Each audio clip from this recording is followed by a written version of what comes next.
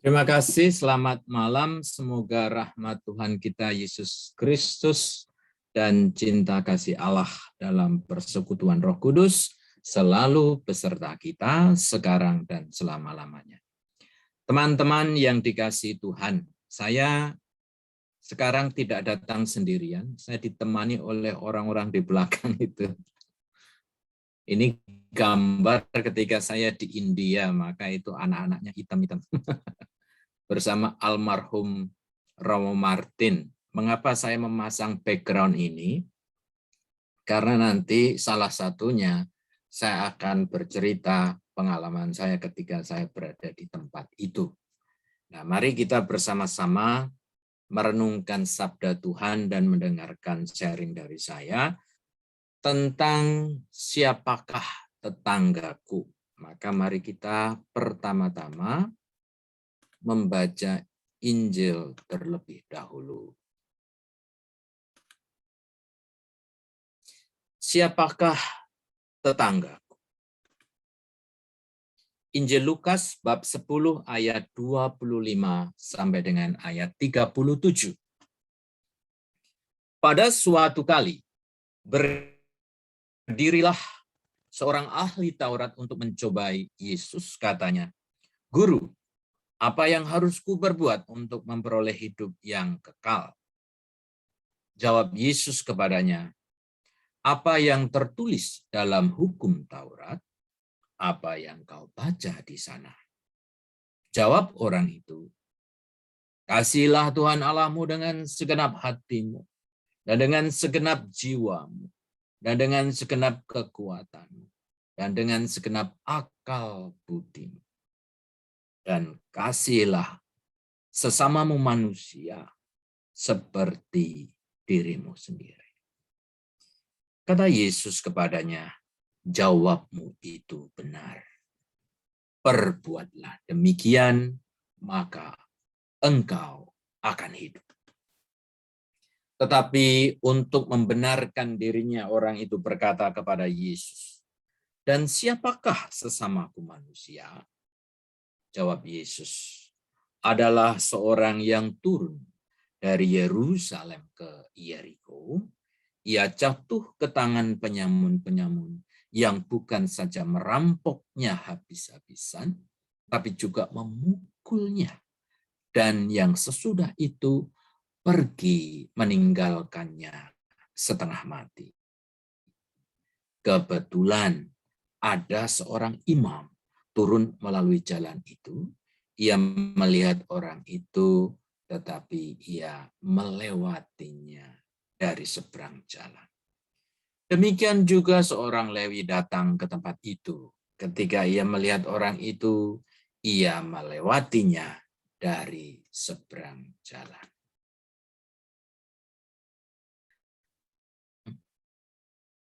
Seorang Samaria yang sedang dalam perjalanan ke tempat itu. Dan ketika melihat orang itu, tergeraklah hatinya oleh belas kasihan. Ia pergi kepadanya, lalu membalut luka-lukanya. Sesudah itu, ia menyiraminya dengan minyak dan anggur. Kemudian ia menaikkan orang itu ke atas keledai tunggangannya sendiri, lalu membawanya ke tempat penginapan dan merawatnya.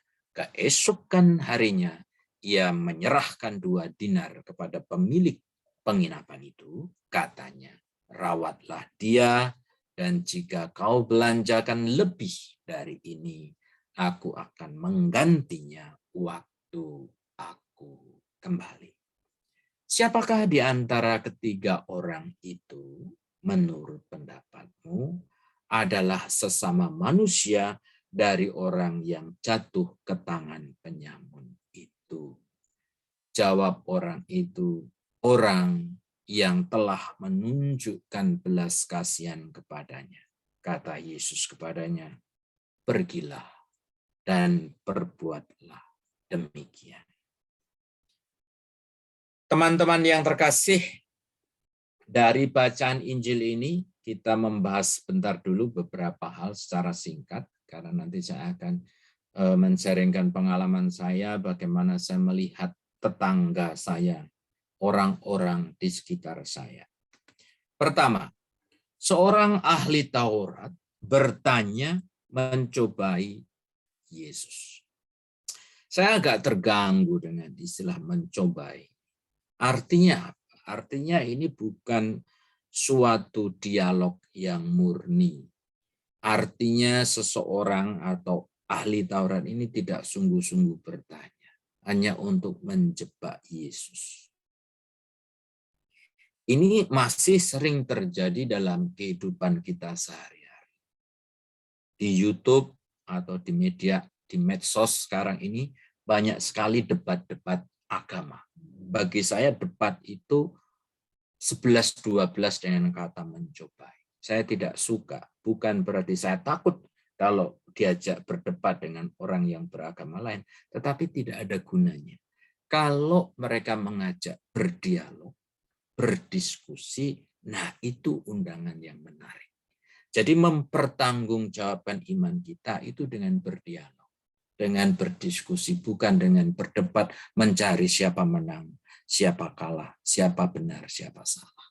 Ini yang harus kita ingat, karena seringkali sekarang muncul zaman sekarang debat-debat, dan untunglah saya jarang melihat pastor yang muncul di permukaan untuk debat-debat tidak penting seperti itu. Tapi kalau pihak Protestan dengan Muslim kayaknya cukup ramai di dunia medsos untuk berdebat soal iman. Lalu yang kedua, pertanyaannya adalah, apa yang harus ku berbuat untuk memperoleh hidup kekal? Pertanyaan yang sangat umum, yang juga sering menjadi pertanyaan kita. Dan seringkali jawaban secara umum kita sudah tahu. Bahwa yang namanya hidup kekal itu harus mencari bukan hanya harta duniawi, tetapi juga harta surgawi. Kita juga tahu bahwa memperoleh hidup kekal itu tidak cukup hanya rajin ke gereja, rajin berdoa, mengikuti perayaan-perayaan gereja, termasuk sakramen-sakramennya. Tetapi juga mewujudkan iman dalam kehidupan sehari-hari. Itu penting. Kalau berdoa itu mengungkapkan iman, tapi mewujudkan berarti mendagingkan atau menginterpretasikan, wah itu malah lebih sulit lagi, atau mengaktualisasikan sabda Yesus di dalam kehidupan sehari-hari.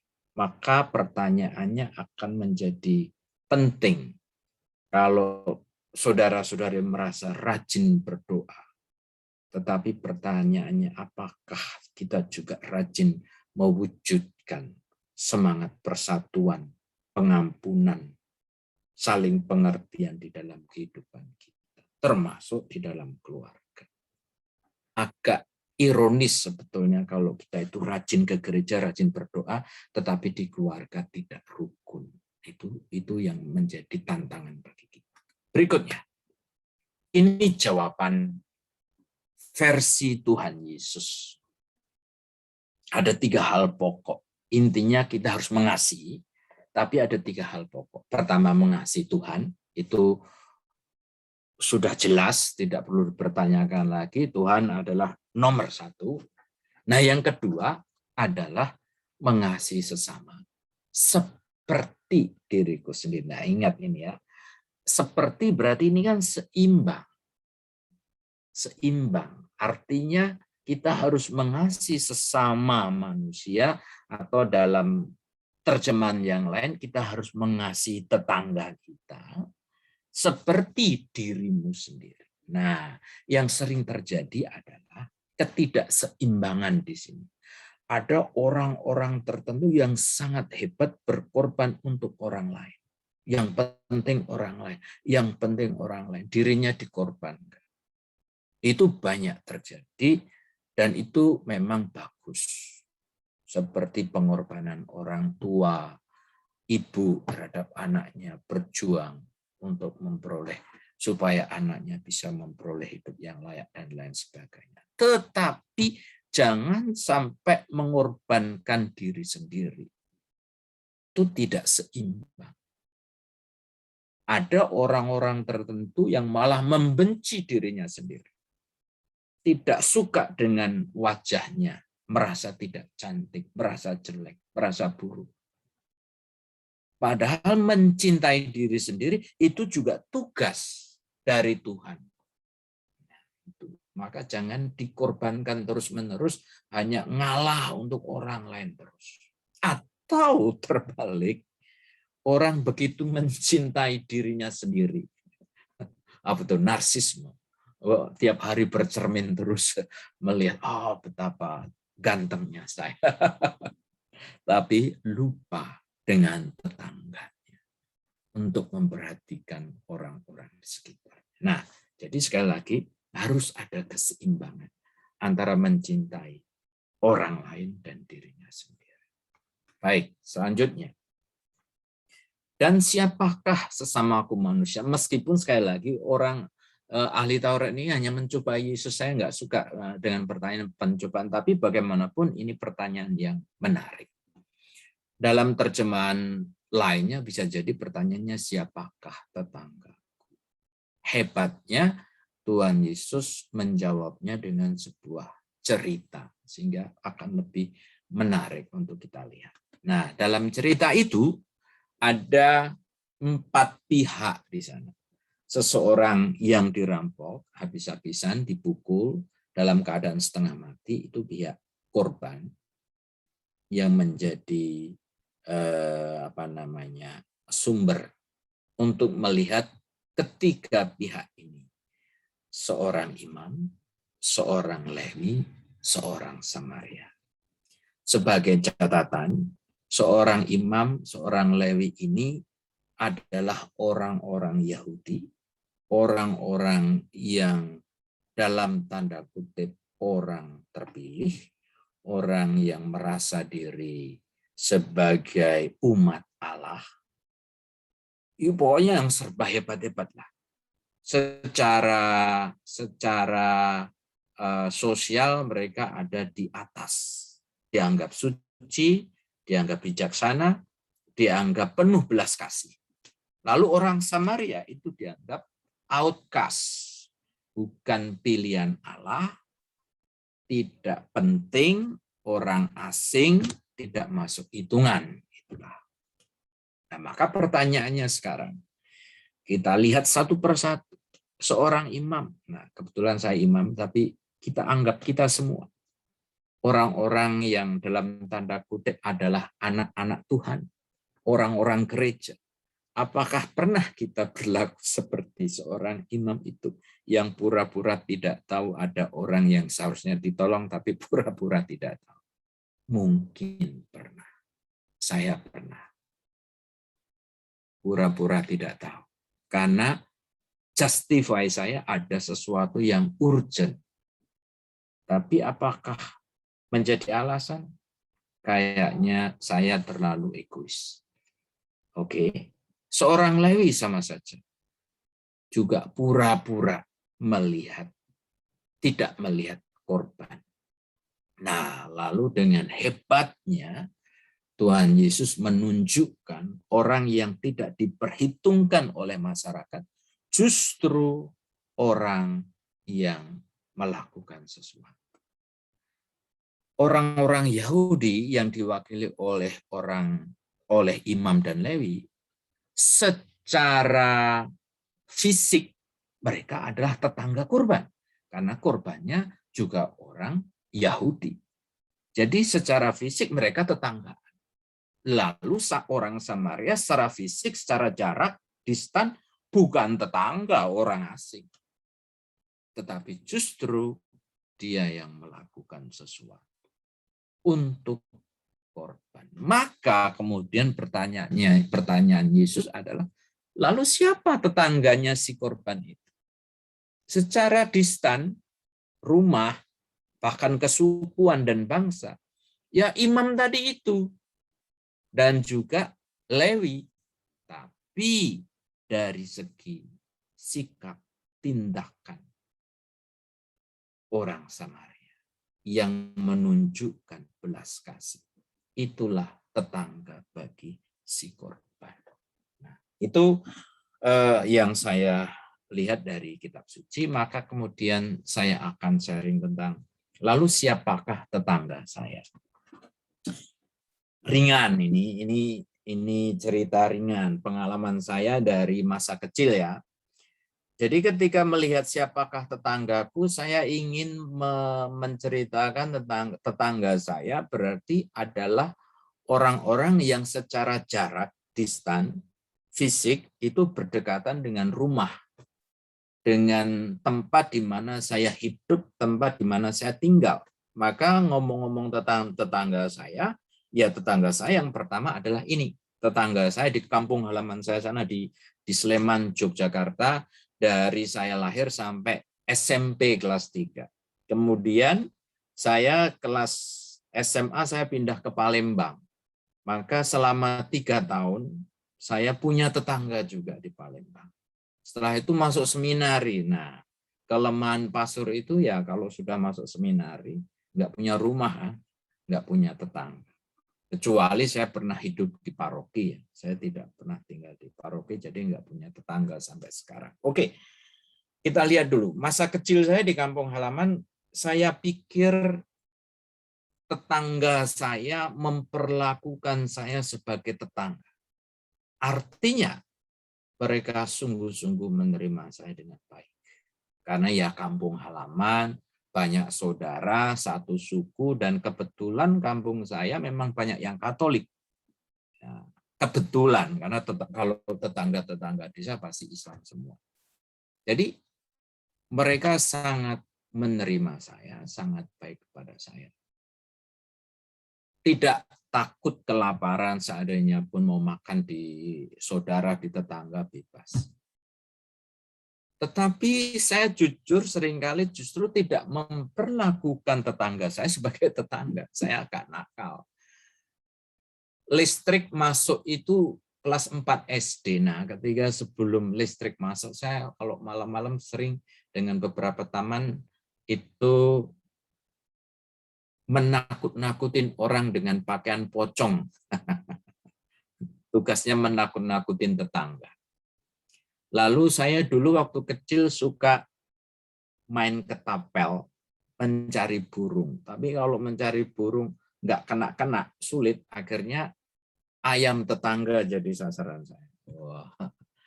Terus kalau ada tetangga saya mencari rumput, sedang mencari rumput, keranjangnya kan di belakang. Kadang-kadang dia tidak lihat.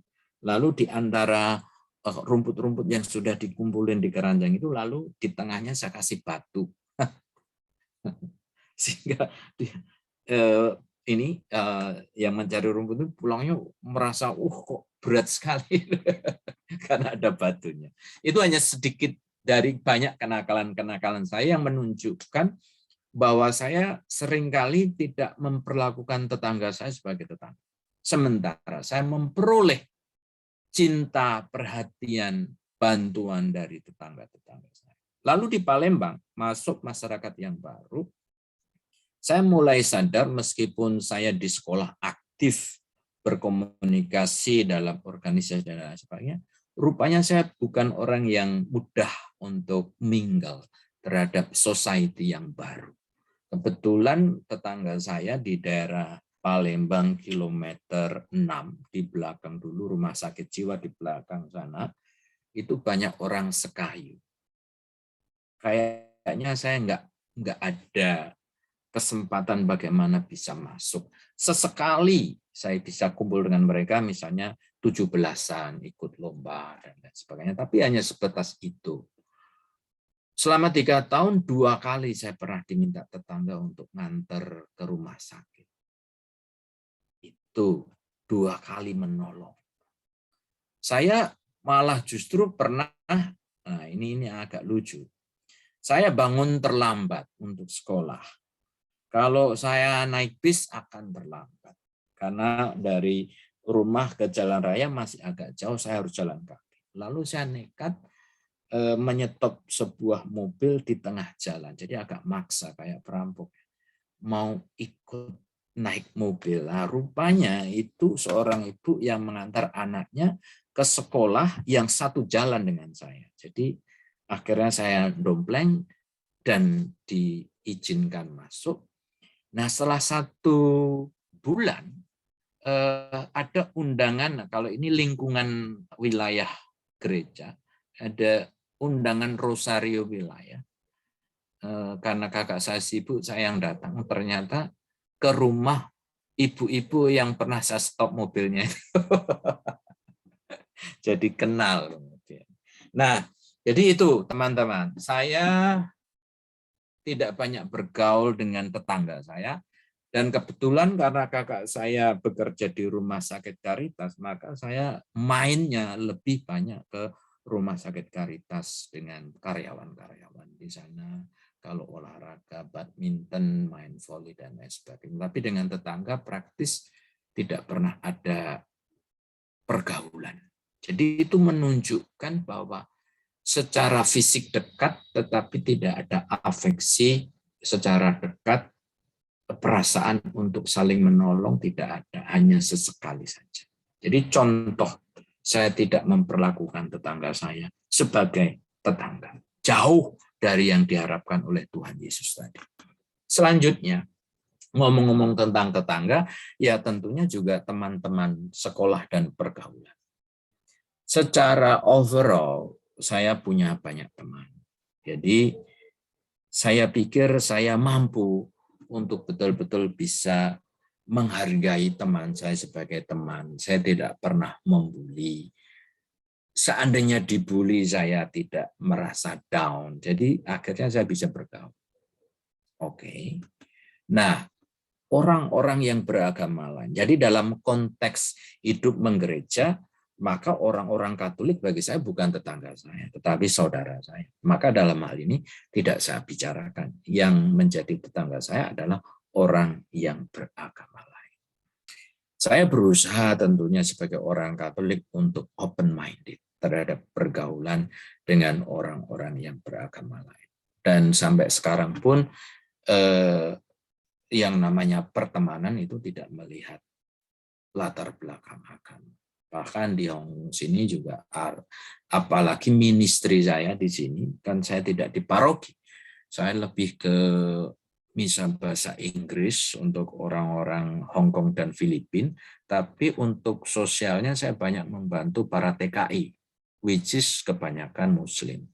Jadi tentu mereka adalah tetangga-tetangga yang betul-betul harus saya anggap sebagai tetangga. Nah, sebagai seorang imam atau religius, maka para imam, orang-orang berjubah adalah saudara saya.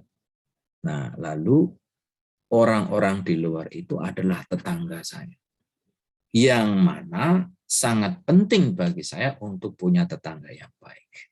Karena kalau hanya bisa bergaul dengan orang-orang yang berjubah, lalu tidak ada dukungan dari tetangga dalam arti umat, dalam arti awam, untuk bisa mempunyai pertemanan yang sehat, tentu juga akan membuat saya kesulitan untuk menghayati hidup sebagai seorang imam. Terutama ini, kalau kita bicara tentang relasi dengan perempuan, karena seorang imam kan tidak menikah. Saya mengatakan beberapa kali dalam sharing, hidup sebagai imam, tidak menikah itu sangat amat mungkin, apalagi itu dengan rahmat Tuhan. Tapi tidak mungkin saya bisa hidup sebagai seorang imam tanpa wanita. Artinya apa? Artinya saya bisa bertahan setia menjadi seorang imam kalau saya juga punya pertemanan yang sehat, tetangga yang sehat, juga dengan orang-orang yang berbeda seks dengan saya, yaitu perempuan. Terutama tentu of course Bunda Maria dan ibu saya adalah orang-orang yang betul-betul harus menjadi orang terdekat saya. Kemudian tentu salah satunya adalah umat-umat di sini yang menjadi bagian dari perjalanan hidup saya. Tanpa kalian semua tentu juga akan membuat saya menjadi kering dan pandangan hidup saya akan tidak dibukakan. Itu yang sangat penting. Nah, lalu sekarang saya akan bercerita mengenai tetangga-tetangga saya dalam perjalanan misi. Ketika saya di India pertama kali misi, saya ditempatkan di sebuah seminari yang jauh dari tetangga. Kiri kanan itu tanah kosong. Tetapi di waktu-waktu kosong tidak mengajar murid-murid, saya itu memelihara kambing 34, kerbau ada 4, punya babi beberapa, tapi untuk babi dan kerbau itu ada karyawan. Nah, kambingnya saya yang memelihara, nah saya kadang-kadang mengembalakan. Nah, jadi tetangga saya adalah para penggembala. Jadi juga seringkali ketemu orang dari kampung sebelah yang datang karena sekitar seminari itu padang rumput. Nah, itu menarik bisa bertemu dengan mereka. Orang-orang yang menggembalakan, dan tanah India itu seperti di tanah suci ya. Kalau subur ya subur, kalau pas panas, panas sekali, kering semua. Jadi seperti saya membayangkan seperti dalam perjanjian lama, Musa mengembalakan dan lain sebagainya. Nah, kemudian saya dipindah di tempat yang background gambar saya ini. Di seminari yang crowded, banyak tetangga. Nah, Romo Martin van Ooy itu menjadi salah satu yang difoto, itu menjadi salah satu contoh bagi saya bagaimana bisa bergaul dengan tetangga. Dia sering belusuan kiri kanan mendoakan tetangga-tetangga baik yang Katolik atau Hindu. Jadi kebanyakan orang Hindu mendoakan. Romo Martin itu sangat terkenal di kampung itu. Nah, saya terbantu karena dia dikenal, maka saya juga bisa bagaimana saya bisa bergaul dengan banyak tetangga, bukan hanya yang Katolik. Bahkan pernah ada orang Hindu yang meninggal dunia, saya pikir orang Katolik, jadi saya langsung masuk aja di tetangga itu. Hampir saya mau berdoa, tapi saya baru sadar, oh ternyata yang meninggal bukan Katolik. Tetapi ketika mereka melihat saya kebingungan, mereka mengatakan, oh enggak apa-apa, doakan saja. Nah, jadi salah satu gambaran bahwa saya diterima oleh tetangga-tetangga saya dengan baik, dan saya mencoba menghadirkan diri sebagai seorang tetangga yang punya perhatian. Nah, lalu saya ke ke Filipina.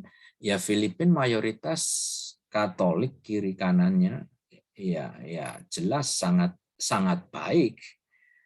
Jadi Romo di Filipina itu kayak movie star, di mana-mana dihormati. Justru itu yang tidak membantu saya. Nanti saya akan ceritakan tidak membantunya bagaimana. Menjadi senter perhatian orang. Nah, lalu saya ke Cina. Nah, yang terjadi adalah terbalik. Di Cina saya nggak punya tetangga, of course. Saya tinggal di apartemen, tapi nggak ada hubungan apa-apa. Sama sekali nggak ada relasi apapun. Cara untuk berelasi dengan tetangga adalah ketika tetangga ketemu tetangga di lift gitu, mereka bawa anjing. Jadi pura-pura akrab dengan anjingnya sehingga ada alasan untuk ngobrol. Hanya sekedar itu dengan tetangga. Maka saya berusaha untuk akrab dengan penjaga apartemen, dengan orang-orang yang di warung-warung sederhana itu. Selain bahwa saya ingin praktek bahasa Mandarin saya, tapi juga saya ingin punya tetangga, punya orang yang bisa menyapa saya dan saya bisa menyapa mereka. Itu sangat meneguhkan. Nah, kalau tadi saya mengatakan, saya di subyo bahasa Jawa, dipuji-puji di India, di Filipina menjadi pusat perhatian, itu justru tidak mendukung panggilan saya, dan saya justru merasa hidup saya sebagai seorang pastor itu sungguh-sungguh betul-betul disemangati, dimurnikan justru di masyarakat yang tidak punya tetangga, artinya yang tidak menganggap saya siapa-siapa. Di tengah masyarakat yang tidak mengenal siapa saya, yaitu di di kota Beijing.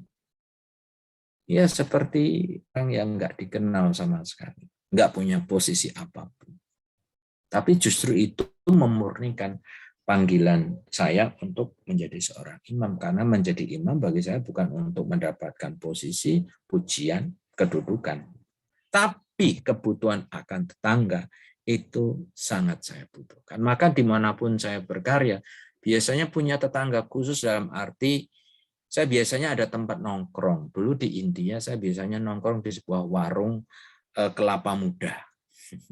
Yang warung sederhana sambil ngobrol-ngobrol mereka. Lalu di Beijing ada tempat untuk ngobrol, yaitu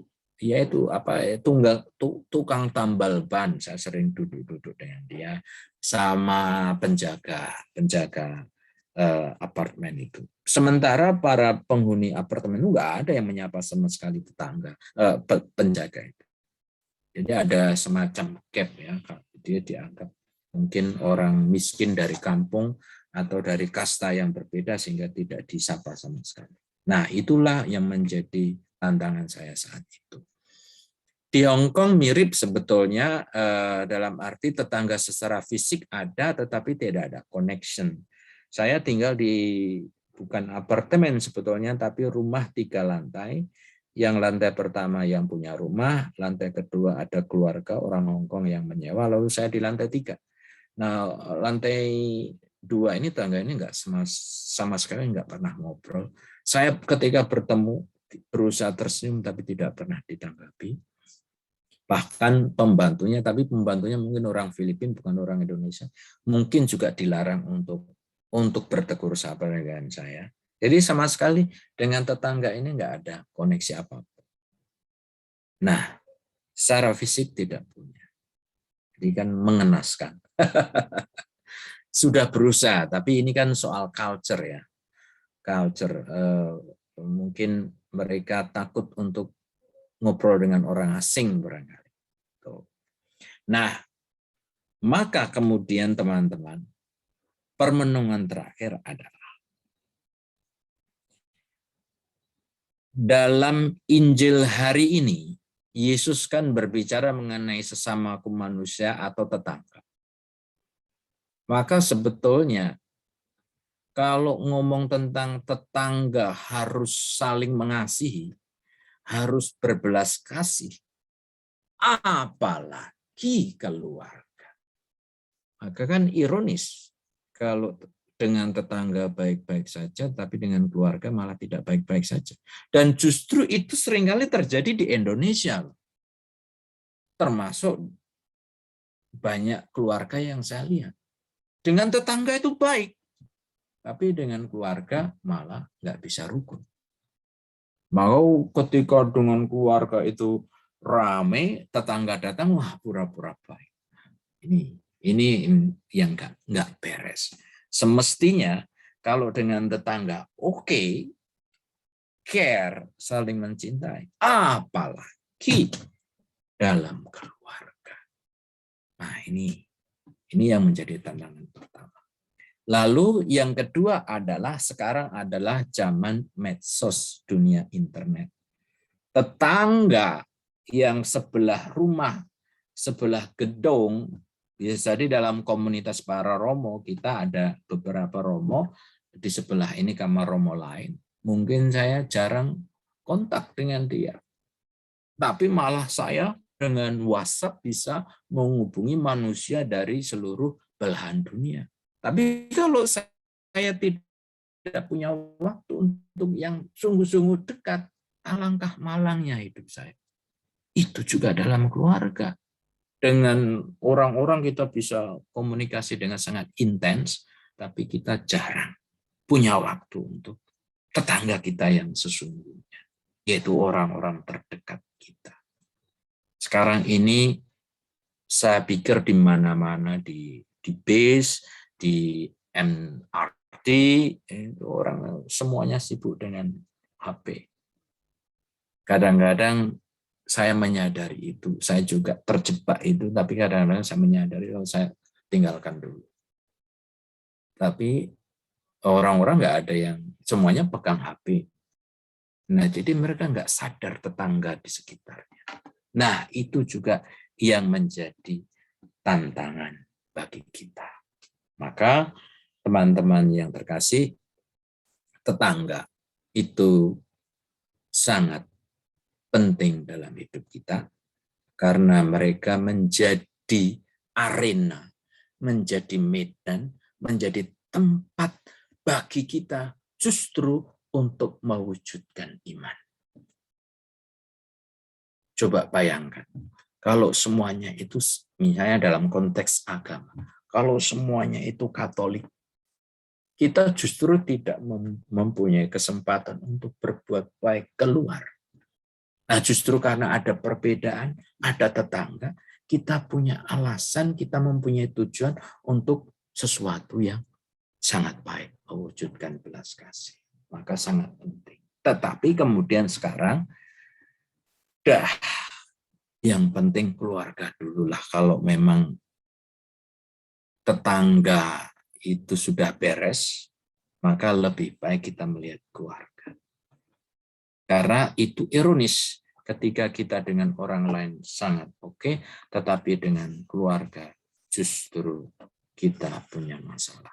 Itu sama dengan yang dikatakan oleh Tuhan Yesus dalam perikop yang lain. Ketika kita ada permasalahan dengan saudara kita, tinggalkan dulu persembahan.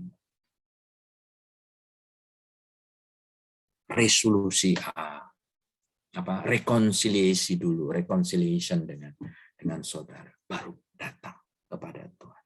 Karena yang dikehendaki Tuhan adalah belas kasih, bukan persembahan, bukan doa, tapi belas kasih. Maka kita bereskan itu dulu. Tuhan menunggu. Jangan tergesa-gesa untuk datang kepada Tuhan dengan aneka macam kata-kata yang indah, aku mencintai Engkau Tuhan, ketika kita belum bisa seperti itu kepada keluarga kita, kepada orang-orang di sekitar kita. Terima kasih. Rahmat dan damai sejahtera menaungi saudara-saudari dan keluarga kita masing-masing. Amin. Terima kasih Romo Agustinus. Sungguh sangat luar biasa sekali renungan malam hari ini.